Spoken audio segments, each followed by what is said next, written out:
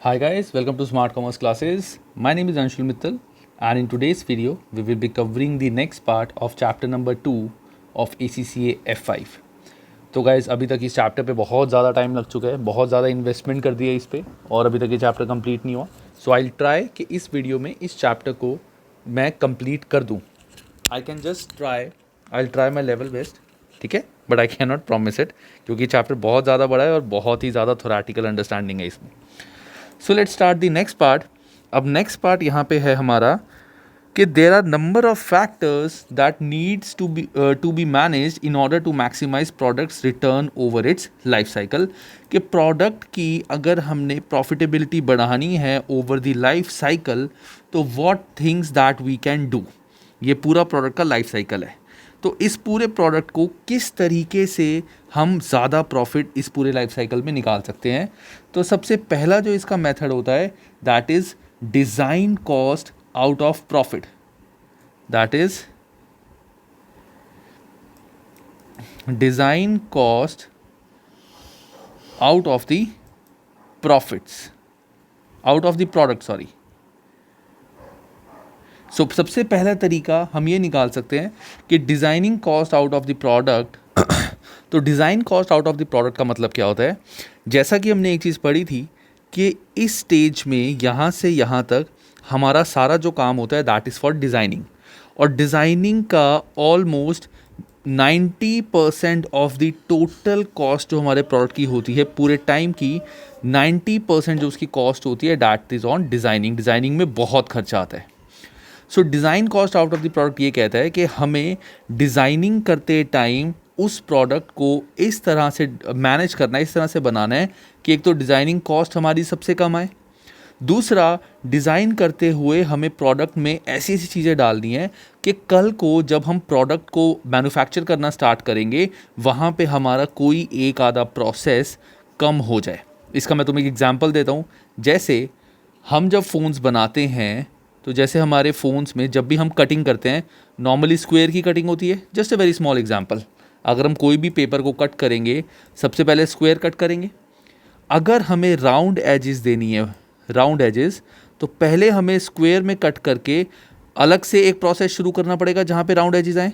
मेरी drawing guys ऐसी है थोड़ी. तो स्क्वायर कट करने के बाद एक अलग प्रोसेसिंग चलेगी जिसमें इनको यहाँ से कट किया जाएगा राउंड एज के लिए, है ना. चाहे बहुत छोटी सी चीज़ है but it is a fact. So designing करते हुए मैंने क्या किया, राउंड एजेस की जगह मैंने स्क्वायर एजेस का ऑप्शन चूज़ किया कि अगर for example if I am manufacturing a mobile तो मैंने राउंड एजेस की जगह स्क्वायर एजेस का पैनल चूज़ किया. इससे क्या हुआ, ये जो एक्स्ट्रा ज़रा सा मेरा खर्चा है ये कम हो गया. ठीक है, हालांकि it's not big thing, customer को इस चीज़ से कोई फ़र्क नहीं पड़ता, but the point is company के लिए हो सकता है इसमें थोड़ा सा एडवांटेज कंपनी को मिल जाए.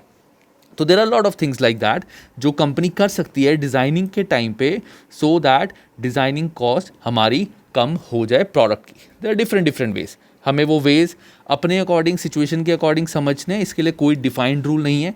We have to analyze this situation and tell कि किस तरह से इस डिज़ाइन में हम क्या क्या चेंजेस कर सकते हैं अपनी अंडरस्टैंडिंग के अकॉर्डिंग. सेकेंड इसका पॉइंट आता है minimize the time to market. Minimize the time to market का मतलब क्या होता है, इस स्टेज में जब हम आ चुके हैं तो जितनी जल्दी हो सकता है प्रोडक्ट को लॉन्च कर दो. मतलब डेवलपमेंट फेज़ जो है कोशिश करो ये फेज़ हमारा कम से कम हो और जल्दी से जल्दी हम अपना प्रोडक्ट लॉन्च कर सकें ताकि हमारे प्रोडक्ट की सेल स्टार्ट हो और हमारे को थोड़ा सा रेवेन्यू जनरेट होना शुरू हो जाए. So this is minimizing the time to market. Third हमारा पॉइंट आता है मिनिमाइज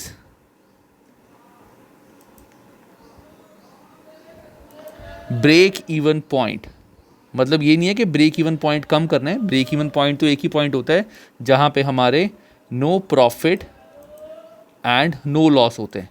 तो मिनिमाइज ब्रेक इवन पॉइंट का मतलब क्या है, हमने जल्दी से जल्दी प्रोडक्ट को लॉन्च किया और लॉन्च करके हमने जितनी एडवर्टीजमेंट जैसे भी करके हमने सेल स्टार्ट कर दी और उतनी सेल स्टार्ट कर दी ताकि हमारा जो प्रॉफिट है वो एटलीस्ट जो लॉस है, लॉस हमारा ज़ीरो हो जाए, चाहे ना प्रॉफिट हो ना loss. That is minimizing break even point. जितनी जल्दी हम सेल्स बढ़ा सके, जैसे बिफोर स्टार्टिंग द बिजनेस या बिफोर लॉन्चिंग द प्रोडक्ट, हमने सारा खर्चा करने के बाद ये एनालाइज किया कि हमें मिनिमम इतने नंबर ऑफ प्रोडक्ट सेल करने पड़ेंगे, तभी जाके हम नो प्रॉफिट नो लॉस में आएंगे।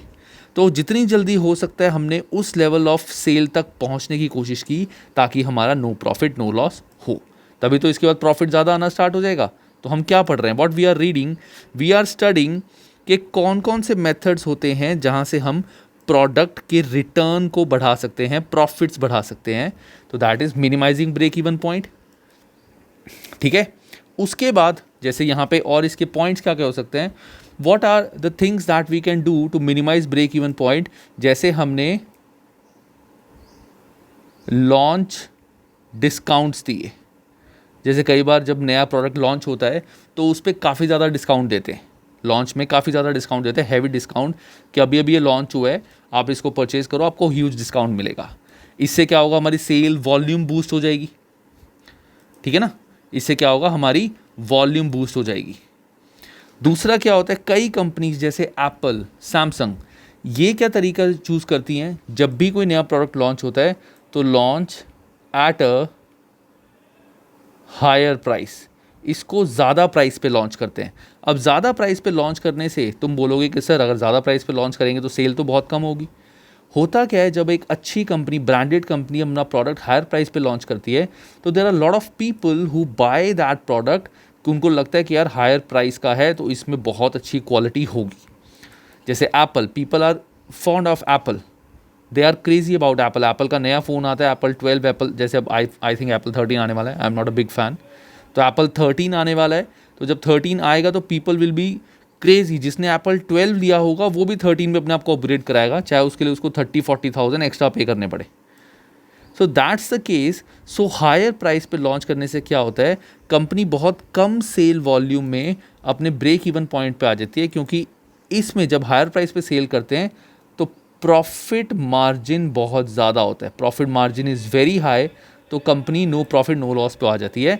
हालांकि इससे एक नुकसान ये होता है कि आगे जाके कंपनी की सेल वॉल्यूम पे बहुत इफेक्ट पड़ता है, सेल वॉल्यूम बहुत ज़्यादा नहीं बढ़ पाती अगर ऐसे करते हैं। क्योंकि तुमने सुना होगा कि एप्पल ने जैसे 12 निकाला तो 12 की भी सेल बहुत बहुत ज़्यादा अच्छी नहीं है, 11 की भी सेल बहुत ज़्यादा अच्छी इफेक्टिव नहीं रही एज़ कम्पेयर टू पुराने आईफोन, क्योंकि वो बहुत हायर प्राइस पे निकाल रहे हैं। अगर एप्पल अपना एक फ़ोन 80,000 में आज निकालता है, एक अच्छा बजटेड स्मार्टफोन, अपना प्रॉफिट रिड्यूस करके आज की डेट में, तो देखना हर आदमी आज की डेट में एप्पल लेगा। अगर 80,000 का भी एप्पल कोई फ़ोन निकालता है, बेस्ट फ़ोन, सबसे अच्छा फ़ोन, मतलब 80,000 में अभी जो एप्पल निकालता है वो कौन सा निकालता है, जैसे 11 है या 12 है, 12 प्रो है, 12 प्रो मैक्स है, ठीक है ना, ऐसे ऐसे सीरीज़ है। तो 12 प्रो में भी 80,000 में तुम्हें मिलेगा जो 128 GB वाला है, जस्ट एन एग्जाम्पल। तो अगर एप्पल अपना प्रॉफिट मार्जिन कम करके अपना मार्केट शेयर गेन करने के लिए अगर ये वाला फ़ोन 256 GB 80,000 का निकाले, तो उस केस में देखना हर आदमी आज की डेट में एप्पल लेगा और एप्पल की सेल्स बहुत ज़्यादा बढ़ जाएगी। बट उससे क्या होगा, एक चीज़ जो एप्पल को मेंटेन रखनी है, दैट इज़ ब्रांड। हर आदमी के पास अगर एप्पल 12 प्रो मैक्स होगा तो ऑब्वियसली एप्पल की ब्रांड वैल्यू गिर जाएगी।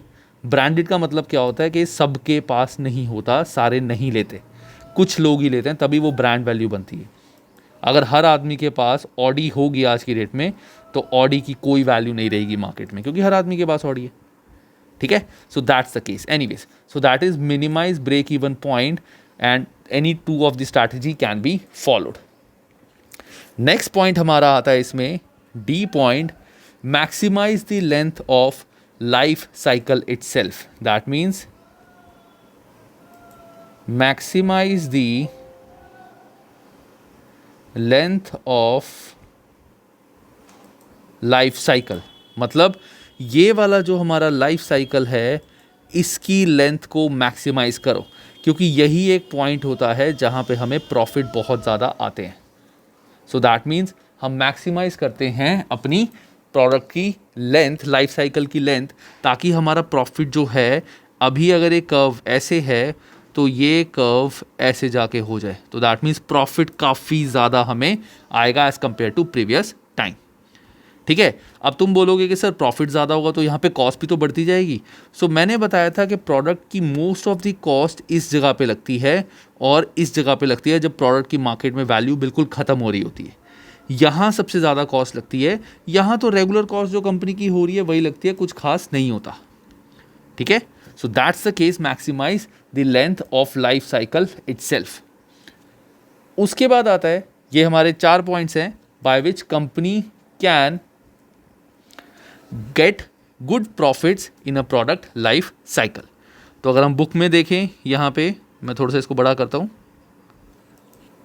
ये देखो, अगर हम बुक में देखें तो यहाँ पे वही designing out of the product, minimize time to market, minimize break even point and maximize length of product life cycle.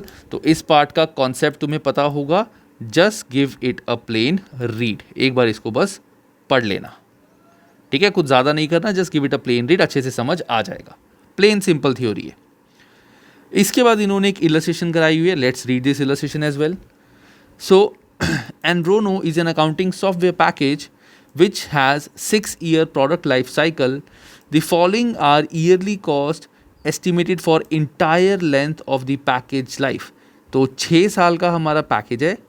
First year में रिसर्च एंड डेवलपमेंट में इतना खर्चा आएगा, सेकेंड ईयर में डिज़ाइनिंग में इतना खर्चा आएगा, थर्ड ईयर से आई बिलीव प्रोडक्शन स्टार्ट हो जाएगी क्योंकि थर्ड ईयर में ही प्रोडक्शन कॉस्ट आ रही है।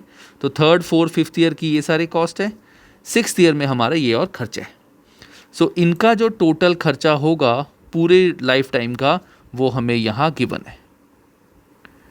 ये है टोटल एक्सपेंसेस कि रिसर्च एंड डेवलपमेंट में टोटल खर्चा इतना आएगा, डिज़ाइन में इतना, प्रोडक्ट में इतना, और ये है total expense of the product. Total खर्चा जो प्रोडक्ट में आएगा वो इतना आएगा। Life cycle costing clearly takes into consideration the cost of package incurred during the entire life cycle over 1.5 million। मतलब ये वैल्यू जो हमारी है 3 जीरो है इसमें, सो दिस इज़ 1.5 मिलियन, ये इसकी बात कर रहे हैं।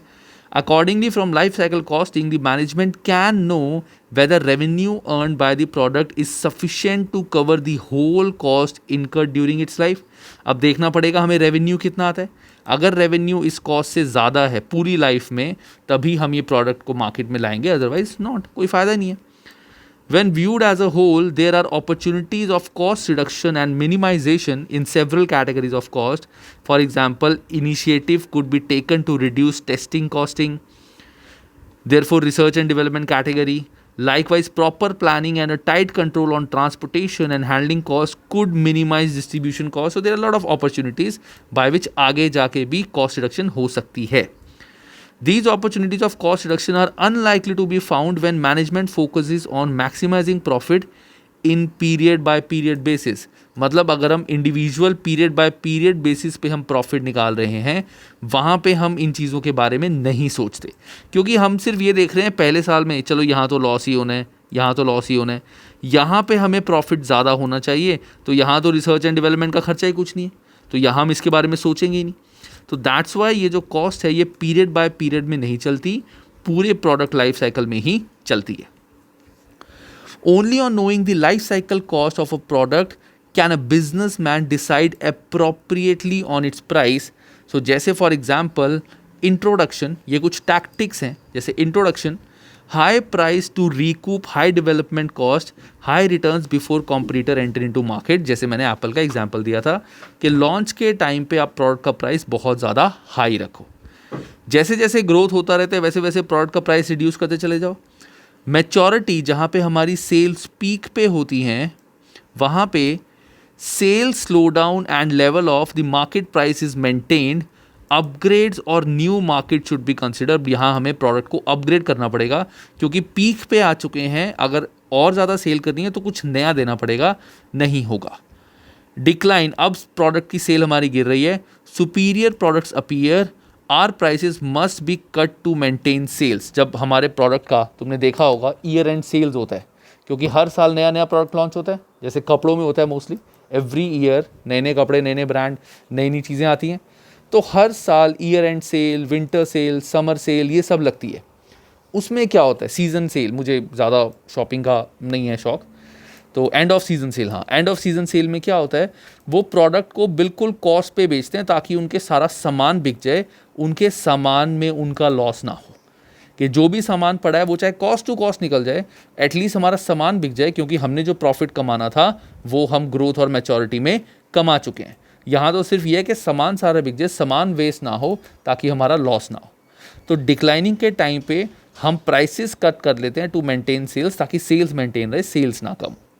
ठीक है, so this could give rise to following tactic, ये भी एक टैक्टिक है दैट वी कैन फॉलो।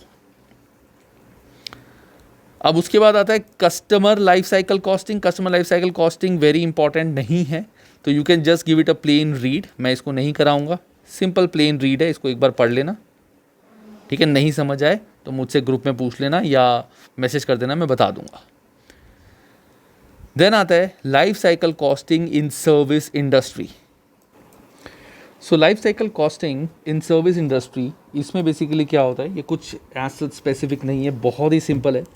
सो जैसे हम लाइफ साइकिल कॉस्टिंग मैन्युफैक्चरिंग जगह पे यूज़ करते हैं, वैसे life cycle costing can also be use in service, कि अगर हम कोई एक सर्विस प्रोवाइड कर रहे हैं और हमें पता है कि उसकी जो लाइफ है वो इतनी होगी, तो सेम चीज़। So all pertinent cash flows that go to form the complete service over the life of a machine are important, and consideration should be given in advance as to how to carry them so as to minimize the whole life cost. And a simple model is this, like for example, हमने जो machine है, एक हम जब service sector में हैं, हम कोई भी सर्विस प्रोवाइड कर रहे हैं, तो सर्विस की तो लाइफ एज सच किसी, जैसे प्रोडक्ट की एक लाइफ होती है, ऐसे सर्विस की कोई लाइफ नहीं होती। बट सर्विस के केस में हमने जो एसेट यूज़ किया है, हम उस एसेट की लाइफ का अंदाज़ा लगा सकते हैं कि सर्विसिंग में जो भी एसेट हम यूज़ कर रहे हैं, उस एसेट की लाइफ पूरी क्या है, उस लाइफ के अकॉर्डिंग एसेट हमें टोटल कितनी सर्विस का कॉस्ट रखनी पड़ेगी और कितनी सर्विस हम प्रोवाइड कर सकते हैं। जैसे फॉर एग्जांपल, अगर मैं इसका एग्जांपल तुम्हें दूं, जैसे मेरी एक मेरा मोबाइल रिपेयर बिजनेस है। ठीक है, मैंने एक मशीन परचेज़ की है, और ये मशीन क्या करती है, इस मशीन का काम क्या है कि जो भी बेसिकली देखो, सर्विस अगर मैं दे रहा हूँ मोबाइल रिपेयरिंग की, तो जो भी मेरी मशीन्स हैं, जितनी भी मशीन्स मेरी यूज़ होती हैं, लेट्स अज्यूम कि मेरी एक ही मशीन लगती है जिससे मैं अपनी सर्विस देता हूँ। तो इस मशीन में क्या होता है, इस मशीन में मैं मोबाइल कनेक्ट करता हूँ, इट्स अ सॉफ्टवेयर मशीन, तो वो सारी सॉफ्टवेयर के साथ ही पूरे मोबाइल को रिपेयर कर देती है, और वो बता देती कहाँ कहाँ फॉल्ट है, कैसा भी है, और उसको भी इंटरनली ठीक कर देती है, अनलेस कुछ प्रोडक्ट में डैमेज ना हो। अगर डैमेज है, चीज़ ख़राब है, वो नहीं ठीक करती है, टूटी हुई चीज़, लेकिन इंटरनली जो चीज़ें ख़राब होती हैं सारी, वो जैसे कैमरा नहीं चल रहा, या कुछ इसके रैम में प्रॉब्लम आ रही है, फ़ोन बहुत हैंग हो रहा है, फ़ोन में कुछ ऐप्स नहीं चल रही, वॉट एवर वो चीज़ें, तो I have purchase a machine for that. So what will I do, मैं इस मशीन की लाइफ साइकिल कॉस्टिंग निकालूंगा, देखूंगा मशीन को परचेज करने का कितना खर्चा आया, हर साल मशीन की मेंटेनेंस पे कितना खर्चा है, सारा कुछ करने के बाद फिर मैं देखूंगा कि 5 साल में उस मशीन पे टोटल कितना खर्चा हुआ। उसके अकॉर्डिंग मुझे, अगर मैं मोबाइल रिपेयर, लेट्स से मैंने अजम्पशन लगाई हुई कि इस मशीन से टोटल इतने मोबाइल रिपेयर होंगे, तो पर रिपेयर मेरी ऑन एन एवरेज इतनी कॉस्ट आएगी। और बेटर एग्जांपल इसका, जैसे जिम्स में क्या होता है, हमारे बहुत सारे इक्विपमेंट्स होती हैं, तो हर इक्विपमेंट की कोई ना कोई लाइफ होती है। जैसे अगर हम ट्रेडमिल्स की बात करें, जैसे ट्रेडमिल्स हैं, ये 5 ट्रेडमिल्स हैं, इन 5 ट्रेडमिल्स की लाइफ है कि इनकी 8 साल की लाइफ है। ठीक है, तो 8 साल की लाइफ इस ट्रेडमिल की, पहले मैं देखूंगा इनकी परचेज कॉस्ट कितनी है ट्रेडमिल्स की। परचेज कॉस्ट के बाद पहला आ जाएगा फर्स्ट ईयर में इनकी परचेज कॉस्ट। जैसे हमारी प्रोडक्ट के अंदर तो डिज़ाइनिंग एंड डेवलपमेंट आती है, तो सर्विसिंग में हमारी परचेज ऑफ मशीन की आती है, परचेज ऑफ एसेट की आती है, तो मैंने एसेट परचेज करा, उसकी cost. Second year, third year, fourth year, fifth year, तो सेकेंड ईयर में इसकी मेंटेनेंस पे कितना खर्चा, थर्ड ईयर में मेंटेनेंस का, फोर्थ ईयर में कहते हैं इसके कुछ पार्ट्स चेंज करने पड़ते हैं, बेल्ट चेंज करनी पड़ती हैं, फिफ्थ ईयर, ऐसे करते करते हर साल का मैंने इसका एक्सपेंस निकाल दिया और देख लिया कि ये जो मेरी मशीन्स हैं उनका टोटल खर्चा मेरा कितना आएगा। ऐसे मैंने सारी अलग अलग मशीन की लाइफ साइकिल कॉस्टिंग बना ली। सारी कॉस्टिंग बनाने के बाद मैंने पूरा जब सर्कल बनाया कि टोटल एक्सपेंस मेरा 10 साल का सारी मशीन्स का मिला के इतना होगा। सो उसके अकॉर्डिंग इतने मेरे मेंबर्स हैं, ये सब होगा। तो सब्सक्रिप्शन मेरी टोटल कॉस्ट पर मेंबर क्या आएगी वो मैं यहाँ से निकालूंगा। उसके अकॉर्डिंग मैं अपनी सब्सक्रिप्शन जो मेंबरशिप जिम की होगी वो मैं कैलकुलेट करूँगा अपना प्रॉफिट ऐड करके। So that is called service costing. So वही चीज़ बस यहाँ पे बताई हुई है कि जैसे इन्होंने एक मशीन की सारी डिटेल्स निकाल ली कि एक मशीन है, उसकी परचेज कॉस्ट पहले साल में इतना खर्चा, सेकंड में इतना, थर्ड फोर्थ फिफ्थ में इतना, उसके बाद प्लस उसके अलावा जैसे यहाँ पे पार्ट्स एंड मटेरियल्स है, पार्ट्स एंड मटेरियल्स पे इतना खर्चा होता है, इसके लिए अलग से लाइफ साइकिल कॉस्टिंग कर ली जस्ट टू बाइफरकेट के पार्ट्स पे भी और क्या डिटेल्ड खर्चे होते हैं, जैसे replacement of internal motor of that part, basic service, administration, repairs. तो ये इसका फ़ायदा क्या है, यहाँ से हम देख सकते हैं कि कौन से खर्चे हम कम कर सकते हैं। इधर से पार्ट्स एंड मटेरियल पे हम ज़्यादा फोकस नहीं करेंगे, हम सब पे फोकस करेंगे, बट पार्ट एंड मटेरियल की अलग लाइफ साइकिल कॉस्टिंग करके हमने देख लिया कि इसमें कौन कौन से हमारे रेगुलर खर्चे होते हैं और कौन कौन से एक्सपेंसेस को हम कम कर सकते हैं। This is called product life cycle, ठीक है। Oh sorry, life cycle in case of service sector, और कुछ भी नहीं है इसमें।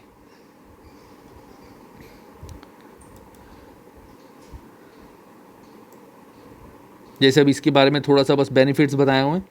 Assuming the life cycle costing model above could be continuously updated and the component cost automatically uploaded every time in maintenance task is performed.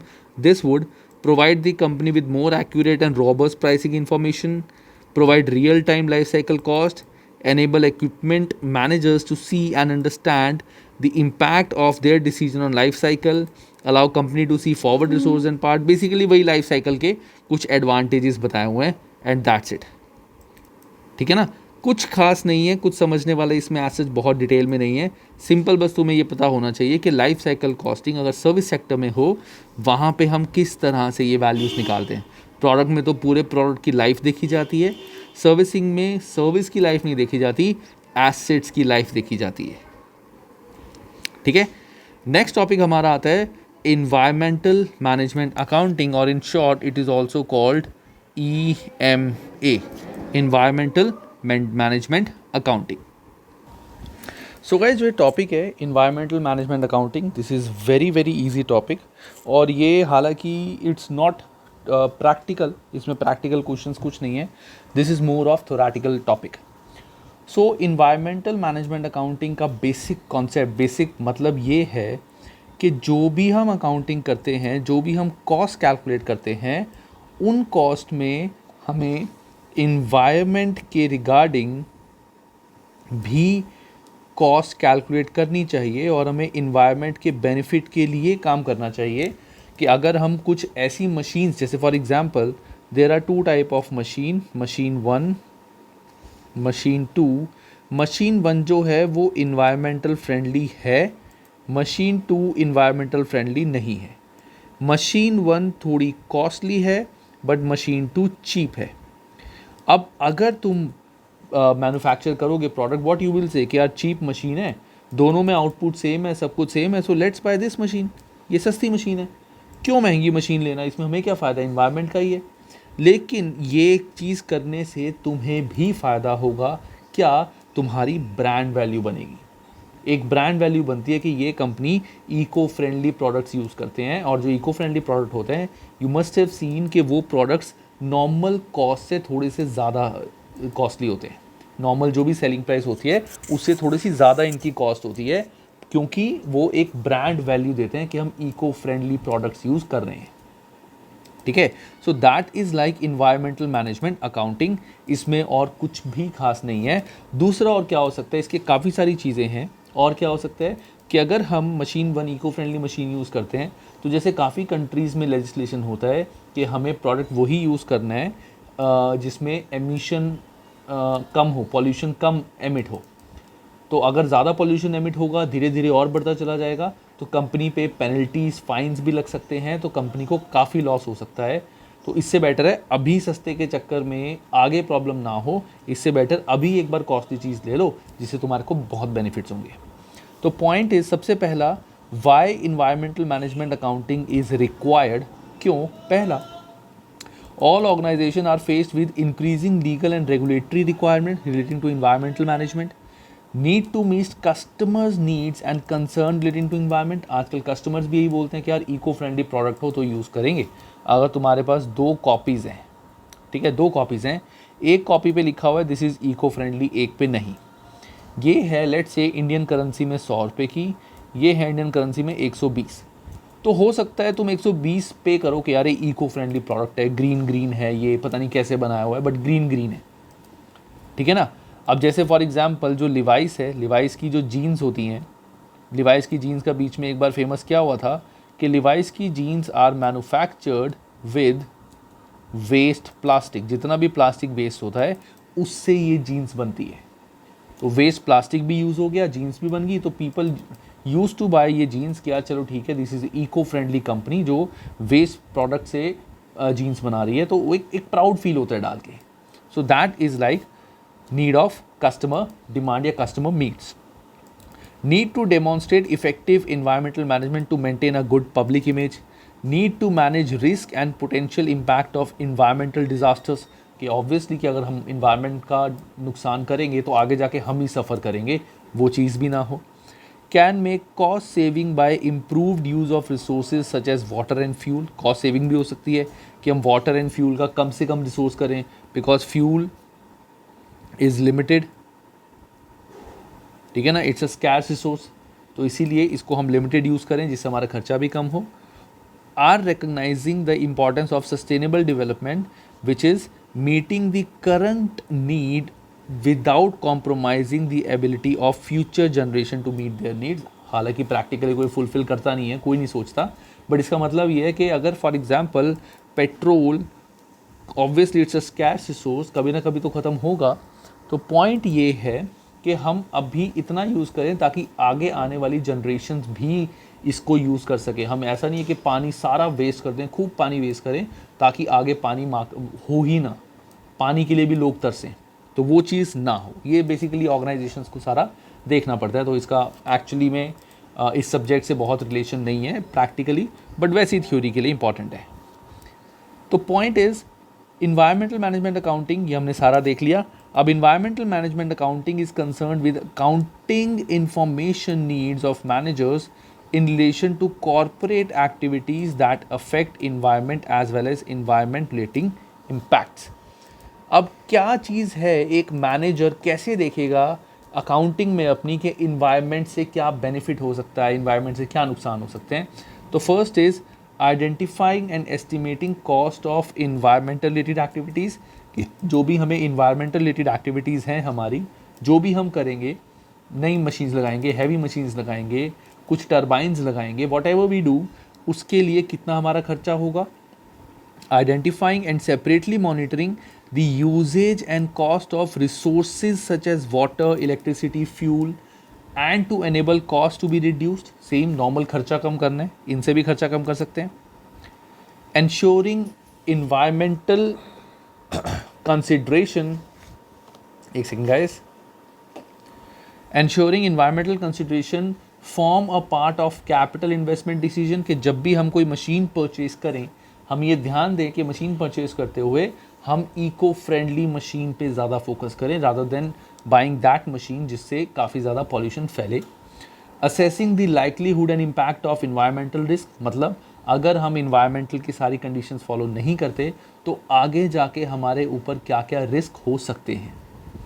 including environmental related indicators as a part of routine performance monitoring, benchmarking activities against environmental best practices।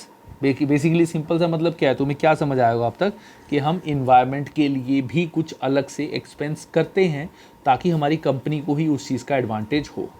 मतलब यहाँ तुम देखो, इस पूरे का purpose ये नहीं है कि हमें इन्वायरमेंट को बचाना है, इट्स नॉट अबाउट इन्वायरमेंट को बचाना, इट्स अबाउट अपनी कंपनी को और ऊपर लेके जाना इन्वायरमेंट का भला करके, ठीक है। अब आते हैं environmental concerns and performance. Martin Bennett and Peter James the green bottom line इन्होंने लिखी थी। इसमें क्या था, management accounting for environmental improvement and business benefit.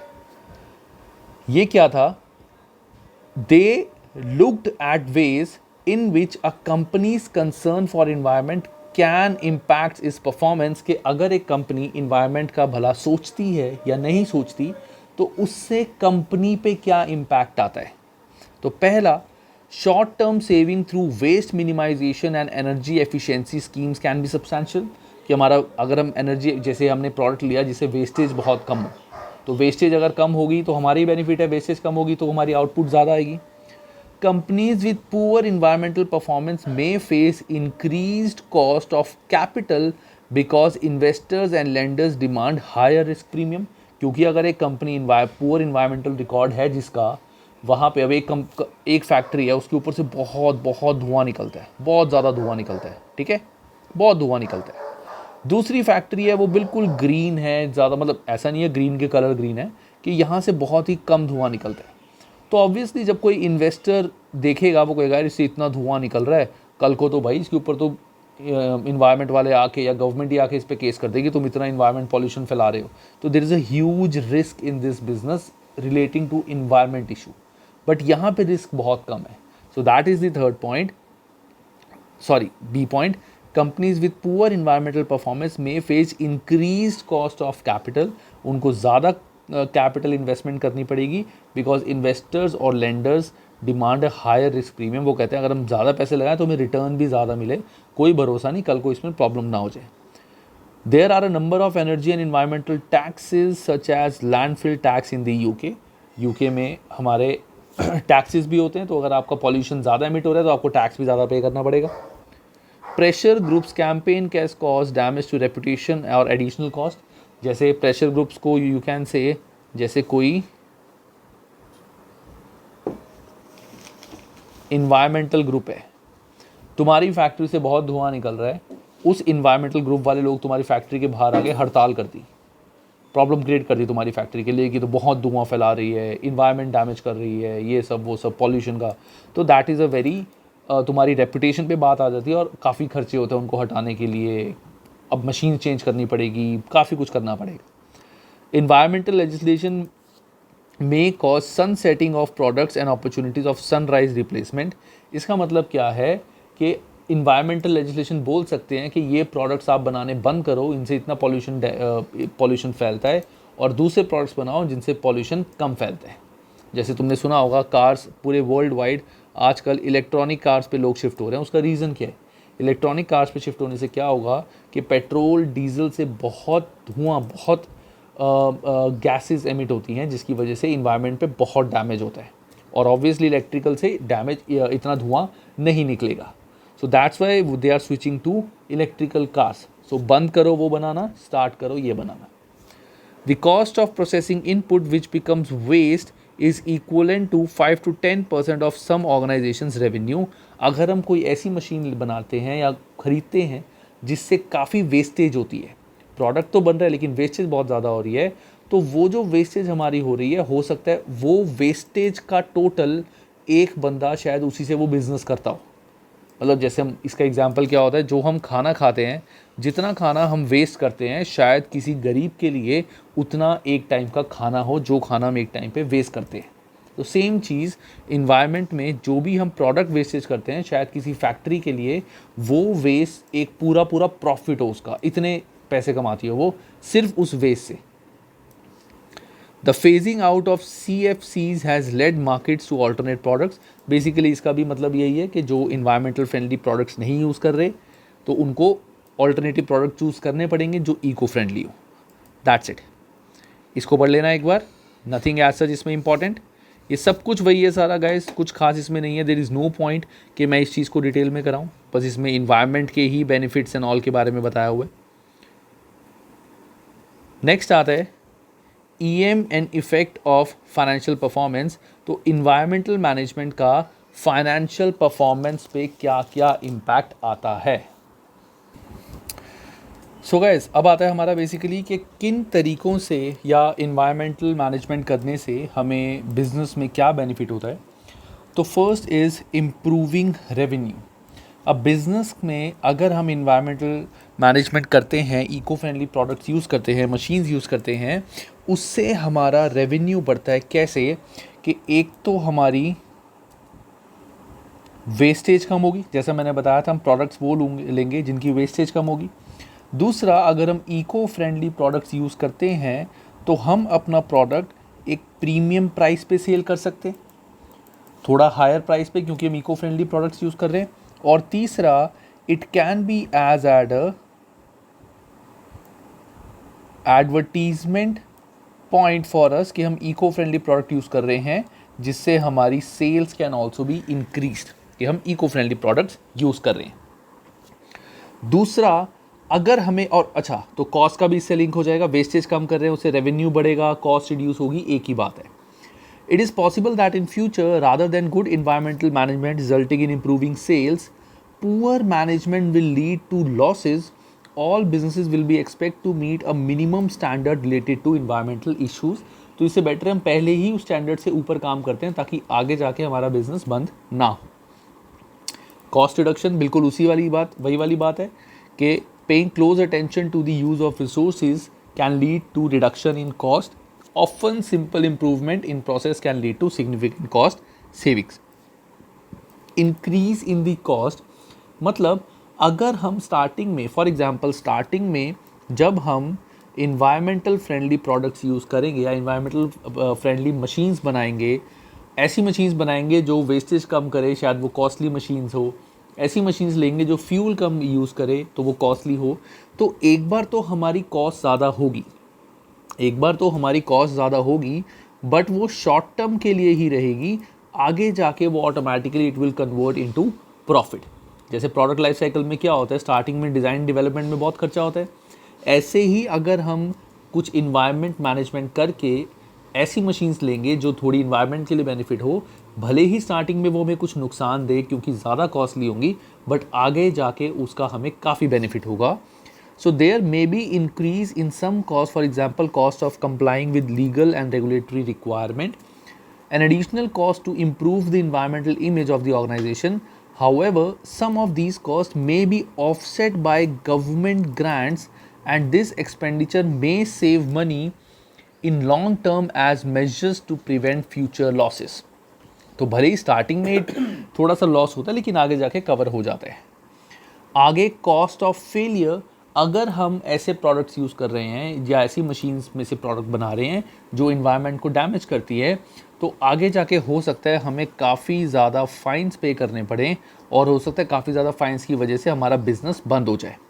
So poor environmental management can result in significant cost, for example cost of clean ups and fines following an environmental disaster. तो basically environmental management करने से हमें एक तरह से ये चीज़ों में फ़र्क पड़ता है। बहुत ही सिंपल है गाइज, एक बार ही पढ़ना है इन चैप्टर्स में से। This is advance costing method. इस चैप्टर में से तुम्हारे को बड़ा क्वेश्चन आने के चांसेस बिल्कुल नहीं है। इसमें से सिर्फ केस स्टडी या फिर 2 मार्कर ही आएगा। Case study in the sense जो 2 मार्कर और जो सेकंड पार्ट होता है सेक्शन बी। बड़ा क्वेश्चन इस चैप्टर में से कुछ नहीं आता। तो तुम्हें सिर्फ कॉन्सेप्ट समझने पता होना चाहिए कि मेन हेडिंग्स वगैरह क्या हैं, क्या इनका मतलब है, ताकि अगर क्वेश्चन आए 2 मार्क्स का you can see.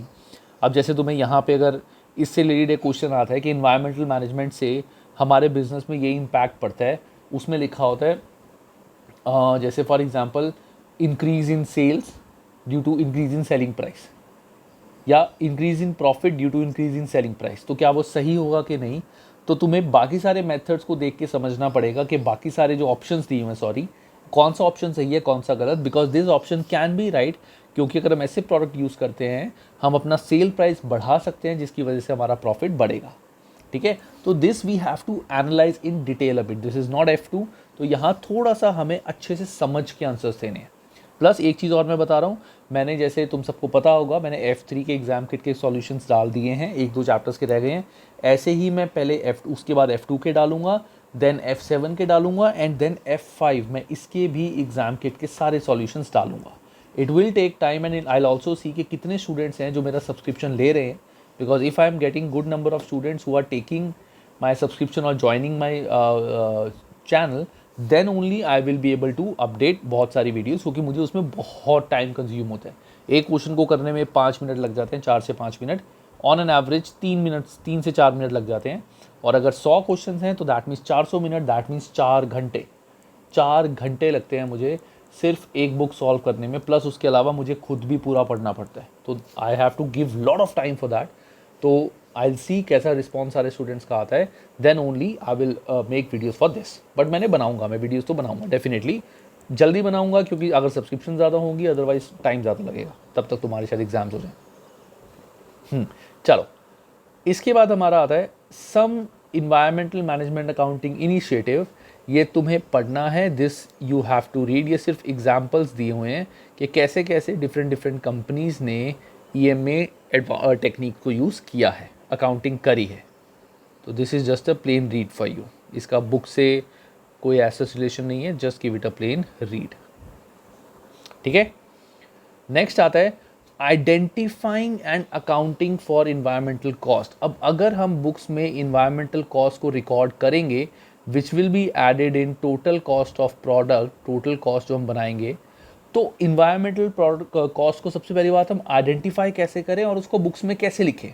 So this is identifying and accounting of environmental cost. तो सबसे पहले 2 टाइप की हमारी कॉस्ट हो सकती है। एक होती है internal, one is I just write here, एक होती है इंटरनल कॉस्ट और दूसरी होती है external cost. These are 2 type of environmental cost. तो पहले इंटरनल कॉस्ट एक बार पढ़ते हैं पूरी, क्योंकि ज़्यादा बड़ी नहीं है, पढ़ के सारी चीज़ें हमें इनडायरेक्टली एंड डायरेक्टली समझ आ जाएंगी। सो इंटरनल कॉस्ट कौन कौन सी होती हैं? These are cost that directly impact the income statement of a company, जो बेसिकली प्रॉफिट एंड लॉस से डायरेक्टली इम्पैक्ट करती हैं। कौन कौन सी? Improved system and checks in order to avoid penalties and fines. इससे क्या होगा? हमारे प्रॉफिट बढ़ेंगे क्योंकि लॉसेज एक्सपेंसेस कम होंगे। वेस्ट डिस्पोजल कॉस्ट, अगर हम वेस्टेज कम करेंगे दैट मीन्स वेस्टेज को डिस्पोजल का हमारा खर्चा भी कम हो जाएगा। Third, profit take back cost. So product take back, sorry profit नहीं, प्रोडक्ट टेक बैक कॉस्ट क्या होती है? देखो गाइस, फॉर एग्जाम्पल जैसे तुमने एक मोबाइल परचेज किया, तुम्हें बोला गया है कि तुम कल को तुम्हारा मोबाइल ख़राब हो जाए तो तुम ये मोबाइल कंपनी को रिटर्न कर सकते हो, और कंपनी इसके बदले, let's say in Indian currencies you have bought a mobile for 1 lakh, तो अगर तुम ये मोबाइल एज स्क्रैप के जब ये ख़राब हो जाए, बिल्कुल कबाड़ हो जाए, कोई चल ना सके, कुछ ना हो, तब भी अगर तुम कंपनी को वापस करो तो कंपनी तुम्हें 5,000 रुपीज़ देगी। इससे कंपनी को फ़ायदा क्या है कि कंपनी उस स्क्रैप में से देख सकती है कि इंटरनल कौन कौन सी चीज़ें ठीक हैं which can be recycled and can be used again. ठीक है, तो ये जो कॉस्ट है, अब रिसाइकल जो होगी उससे तो ऑब्वियसली सेल्स बढ़ेंगी, but if we are looking at the cost, तो हम इस कॉस्ट को भी हमें इंक्लूड करना पड़ेगा टोटल कॉस्ट में, कि अगर हमने इतने सारे 1 लाख के हमने 100 मोबाइल फ़ोन सेल किए हैं, तो that means 5,000 into 100, that means 5 lakh rupees हमें अपनी कॉस्ट माननी पड़ेगी कि जब ये लोग हमारे पास, अब देखो अगर किसी का मोबाइल स्क्रैप हो गया तो ऑब्वियसली उसको 5,000 रुपये मिलेंगे, तो बंदा तो हमारे पास वापस आएगा ही आएगा ना, कि ये लो अपना फ़ोन, ये लो कि चलो कुछ तो पैसे मिलेंगे, वैसे तो स्क्रैप के बिकने के कुछ पैसे नहीं होते। So that is the point, हमें प्रोडक्ट टेक बैक कॉस्ट को भी अपनी टोटल कॉस्ट में इंक्लूड करना पड़ेगा। Regulatory cost such as taxes, अगर टैक्सेस वगैरह होते हैं, जैसे companies with poor environmental records and all, उनको पता है कि हमें इतने टैक्स एक्स्ट्रा पे करने पड़ेंगे, तो वहाँ पे हमें वो कॉस्ट भी इंक्लूड करनी है। Upfront cost such as obtaining permits, अगर जैसे फॉर एग्जांपल हमारी फैक्ट्री है, हमें पता है कि जो प्रोडक्ट हम बना रहे हैं उससे एमिशन होगा ही होगा, धुआं निकलेगा ही निकलेगा। अब जैसे फॉर एग्जांपल जो ब्रिक्स होती हैं, ब्रिक्स जब बनती हैं उसको बोलते हैं भट्टा, जहाँ पे ब्रिक्स बनती हैं दैट प्लेस इज कॉल्ड भट्टा। अब भट्टे की शेप जो होती है इट्स लाइक दिस,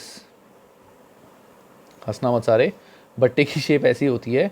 तो इस भट्टे के अंदर यहाँ से बहुत सारा धुआं निकलता है, बहुत ज़्यादा धुआं निकलता है। यहाँ से इसके अंदर ब्रिक्स डलती हैं जो मिट्टी की बनती हैं एंड देन वो भट्टे में जल के पूरी प्रॉपर एक ब्रिक बन जाती है। तो यहाँ से अगर कोई भी बंदा एक भट्टा लगा रहा है, ही वेरी वेल नोज कि उसका इन्वायरमेंट में डैमेज होगा, पॉल्यूशन निकलेगा, तो इस चीज़ के लिए ही sometimes have to take permit from the government. अब तुम बोलोगे कि सर अगर इन्वायरमेंट को डैमेज कर रहा है तो इन्वायरमेंट का डैमेज का परमिट से क्या लिंक है? ठीक है, ये रूल है, गवर्नमेंट बोलती है कि भाई परमिट तुम्हें लेना पड़ेगा क्योंकि इसमें डैमेज हो रहा है, डैमेज इन्वायरमेंट को हो रहा है। हालांकि सरकार ने कुछ नहीं करना है इन्वायरमेंट के लिए, government is not going to do anything, but still taxes लगेंगे तो कोई बात नहीं। तो ये परमिट लेने के कुछ एक्सपेंसेस होते हैं, वो भी हमें कॉस्ट में ऐड करने पड़ेंगे। Back end cost such as decommissioning cost on project completion. अगर हमारा जो प्रोजेक्ट था वो कंप्लीट हो गया तो कंप्लीट होने के बाद हमें जो प्रोजेक्ट, अब उसको जैसे मैंने बताया था माइंस वगैरह हमारी होती हैं, तो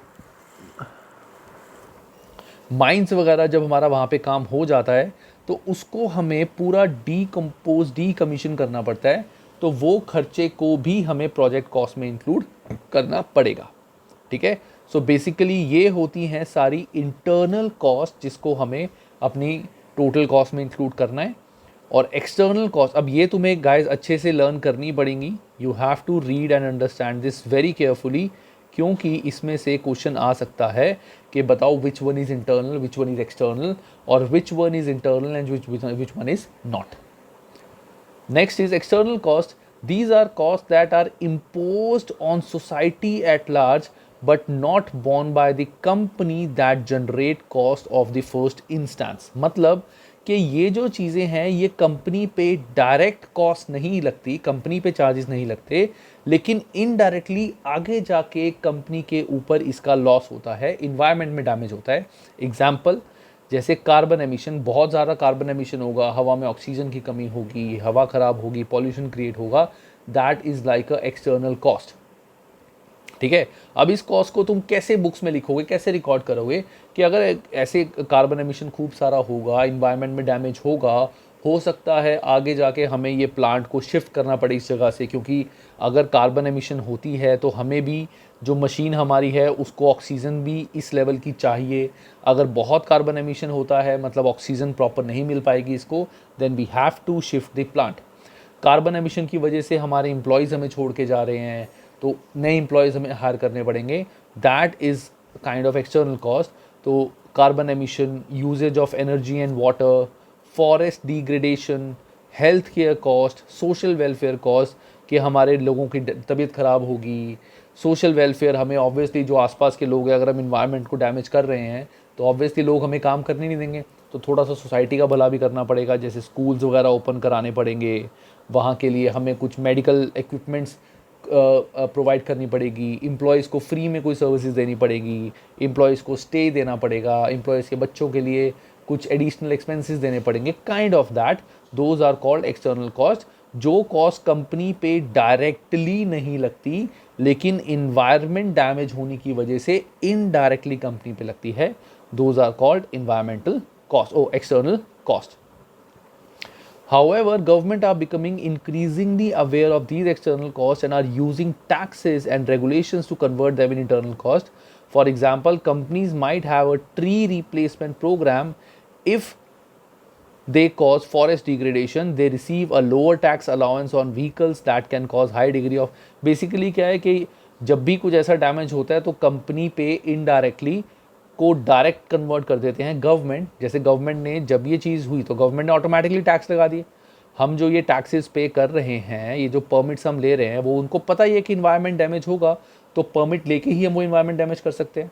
तो हालांकि एक्सटर्नल कॉस्ट कुछ नहीं है, मोस्टली इंटरनल ही है, बट कई बार एक्सटर्नल कॉस्ट की वजह से, जैसे हम एक गाँव में, एक विलेज में, ये काफ़ी बड़ा विलेज है, यहाँ हमारी फैक्ट्री है और हमारी फैक्ट्री से बहुत ज़्यादा एसिड निकलता है जो आसपास के खेतों को बहुत डैमेज कर रहा है। तो जिन लोगों के खेत थे बेचारों के, उनके तो काफ़ी ज़्यादा, उनको तो लॉसेस हो रहे हैं। तो हो सकता है कंपनी को इनको कॉम्पेंसेट करना पड़े, इनको अच्छे पेस्टिसाइड्स फ्री में देने पड़े, क्योंकि कंपनी की वजह से इनकी जो फसल थी वो ख़राब हो रही है। So that is the case. Next, other classification. अब अदर क्लासिफिकेशन क्या होती है? इन्वायरमेंट के लिए अलग अलग 2-3 बंदों की अलग अलग क्लासिफिकेशन है। तो first is Hanson and Mendoza, Hanson and Mendoza, एक बार इसको पढ़ लेते हैं. Let's see if this is something very important और not. Environmental protection cost, environmental prevention cost, the cost of activities undertaken to prevent the production of waste. Examples include the cost of design and operation of process such as. Guys, एक चीज़ मैं बोलूँगा तुम सबको, तुम बुरा मानोगे, लेकिन ये you can just give it a plain read. इसको एक बार पढ़ लो. इसमें कुछ as such डिटेल लर्निंग नहीं है, क्योंकि हम पढ़ रहे हैं F2 और ये कहाँ पहुँच गए हम इन्वायरमेंट पे. ठीक है ना. Just give it a plain read, तुम्हें सब समझ आ जाएगा, क्योंकि ये चीज़ थॉरोली पढ़ के ही समझ आ जाएगी. इसमें एज सच कोई कॉन्सेप्ट नहीं है, ये पढ़ना पड़ेगा. And obviously I don't want कि मैं वीडियो इतनी लंबी बनाऊं कि मैं वर्ड टू वर्ड ये पढ़ाऊं. तुम पढ़ लो इस चीज़ को. लॉजिक तुम्हें पता है कि व्हाट आर इन्वायरमेंटल कॉस्ट और कैसे हम उसको इंक्लूड करते हैं, तो बस उसकी अलग अलग बाइफिकेशंस हैं. Just give it a plain read and तुम्हें समझ आ जाएगा.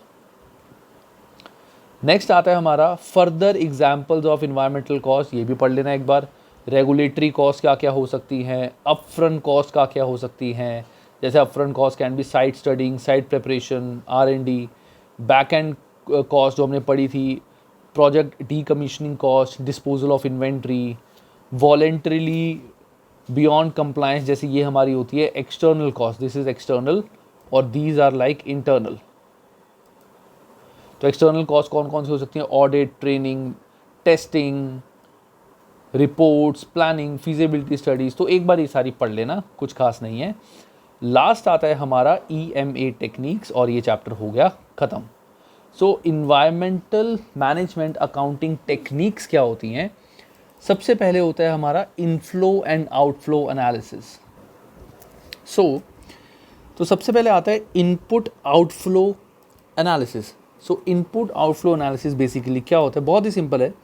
इसमें क्या होता है, कंपनी ये देखती है कि टोटल मटेरियल कंपनी में कितना इनपुट हो रहा है. जैसे रॉ मटेरियल, कंपनी कितना रॉ मटेरियल परचेज कर रही है, उसके बाद माइनस करती है कितना रॉ मटेरियल प्रोडक्ट्स में लग रहा है और वो सेल हो रहे हैं. सो इतना मटेरियल हमारा लग चुका है, तो ये मटेरियल हमारा बचा हुआ है. अब ये बचा हुआ, इट डज़ नॉट मीन कि ये आगे भी यूज़ हो जाएगा. It is like a scrap, कि ये चीज़ हमारी एक्स्ट्रा बच रही है, स्क्रैप और वेस्टेज.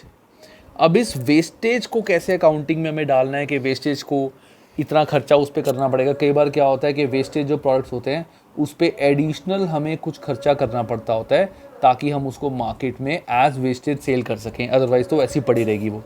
तो ये सारी चीज़ों को कैलकुलेट करना इज़ इनपुट आउटफ्लो एनालिसिस. बस, इसमें और कुछ भी नहीं है. This technique records material inflow and balance it with the outflow on the basis that what comes in must go out. Next आता है फ्लो कॉस्ट अकाउंटिंग. अब फ्लो कॉस्ट अकाउंटिंग हमारा it is like extension of input outflow analysis. ये input outflow analysis का extension है. This technique uses not only material flow but also organizational structure. It makes material flow transparent by looking eight physical quantities. जैसे हम पढ़ते थे ना, just in time and TQM. ये एक तरह से इन दोनों चीज़ों पे फोकस करता है, just in time and TQM analysis, के प्रोडक्ट बिल्कुल टाइम पे हमारे पास आए, वेस्टेज ना रहे. ठीक है. और टोटल क्वालिटी मैनेजमेंट हमें करनी है. ये सारा उसी का एक अलग व्यू पॉइंट या अलग नेम है, sorry. So it makes material flows transparent by looking eight physical quantities involved, their cost, their value. It divides the material flows into three categories: material, system and delivery and disposal. The values and cost of each of these three flows are then calculated. The main aim of flow cost accounting is to reduce the quantity of material as well as having a positive effect on the environment. Should have a positive effect on business total cost in long run. जैसे just in time, कि अगर हम कम material purchase करेंगे, जितना चाहिए होगा उतना purchase करेंगे और परचेज़ वही करेंगे, क्वालिटी वही होगी जो इन्वायरमेंट के लिए गुड होती है, तो लॉन्ग रन में हमें इसका बेनिफिट होगा. थर्ड है activity based costing and fourth is life cycle costing. ये हमने ऑलरेडी पढ़ लिया है कि जैसे बस इसमें एक्टिविटी बेस्ड कॉस्टिंग में इन्वायरमेंटल कॉस्ट एक और ऐड हो जाएगी, लाइफ साइकिल कॉस्टिंग में इन्वायरमेंटल कॉस्ट को टोटल प्रोडक्ट की लाइफ में इंक्लूड कर देंगे। That's it. लास्ट पार्ट आता है गाइज, मैं बहुत थक चुका हूँ पढ़ा के चैप्टर, ये बहुत बोरिंग पार्ट हो गया था लास्ट में, और आई थिंक इतनी रिक्वायरमेंट भी नहीं थी जितना इन्होंने एक्सप्लेन कर दिया, बट चलो कोई बात नहीं। अब advantages of environmental and disadvantage, तो let's read about disadvantage first. Advantages तो हम तब से पढ़ ही रहे हैं। सो डिसएडवांटेजेस, टाइम कंज्यूमिंग, ये बहुत टाइम कंज्यूमिंग होता है। सेकेंड, एक्सपेंसिव टू इम्प्लीमेंट, काफ़ी एक्सपेंसिव होता है, हालांकि आगे जाके हमें ये बेनिफिट देता है but initially it is very expensive. Determining accurate cost and appropriate cost driver is very difficult, ये बहुत डिफ़िकल्ट होता है इन मेथड में कि अगर हम जैसे ABC मेथड यूज़ कर रहे हैं तो कॉस्ट ड्राइवर्स निकालने बहुत डिफ़िकल्ट होते हैं कि कैसे हम इन्वायरमेंटल कॉस्ट को अपोर्शन करें in products. External cost not experienced by the company may still be ignored और अनमेजर्ड, कुछ एक्सटर्नल कॉस्ट ऐसी होती हैं जो हम सोच भी नहीं सकते उसके बारे में, हो सकता है हमने एनालाइज ही ना करी हो और एकदम से वो चीज़ आगे आ गई हो, that will be a loss for us. Some internal environmental cost are intangible and these are also still ignored, example impact on employees health. अब हमें क्या पता था कि फैक्ट्री में ऐसी मशीन लगाने से एम्प्लॉयज़ की हेल्थ में इशूज़ आने स्टार्ट हो जाएंगे, हमें नहीं पता थी वो चीज़, वो बाद में पता लगी, तो दैट कैन बी इग्नोर्ड और उससे भी हमारा नुकसान होगा। A company that incorporates external cost voluntarily may be at a competitive disadvantage to rivals who do not do this। अगर एक कंपनी इनकॉर्पोरेट करती है अपनी बुक्स में एक्सटर्नल कॉस्ट उससे, और दूसरी कंपनी है वो एक्सटर्नल कॉस्ट इंक्लूड नहीं करती, मतलब एक होती है इंटरनल कॉस्ट जो तो करनी ही पड़ती है, डायरेक्ट कॉस्ट होती है, कई कंपनी एक्सटर्नल कॉस्ट इंक्लूड करती हैं, कहीं नहीं करती। तो जो कंपनी एक्सटर्नल कॉस्ट इंक्लूड नहीं करती, हो सकता है उसका सेल प्राइस कम हो, हमारा ज़्यादा हो, तो कंपटीशन में हमें कुछ डिसएडवांटेज मिलता है। अब एडवांटेजेस, गाइस एडवांटेजेस पढ़ लेना, मैं नहीं पढ़ा रहा, मैं बोर हो चुका हूँ। इट्स वेरी सिंपल, अभी तक पढ़ते ही आए हैं, ठीक है, सिंपल एक बार एडवांटेजेस पढ़ लेना एंड दैट्स इट। फाइनली ये चैप्टर हो गया ख़त्म। अब नेक्स्ट चैप्टर पढ़ेंगे, थोड़ा प्रैक्टिकल है, इंटरेस्टिंग है, मज़ा आएगा पढ़ने में, ठीक है, क्योंकि मैंने अपना माइंडसेट ये प्रैक्टिकल सब्जेक्ट के अकॉर्डिंग बनाया हुआ है या प्रैक्टिकल थ्योरी के अकॉर्डिंग बनाया हुआ है, बट ये तो बिल्कुल ही अलग ही पार्ट निकल गया, टोटली डिफरेंट, ठीक है। चलो, bye guys, take care and have a good time.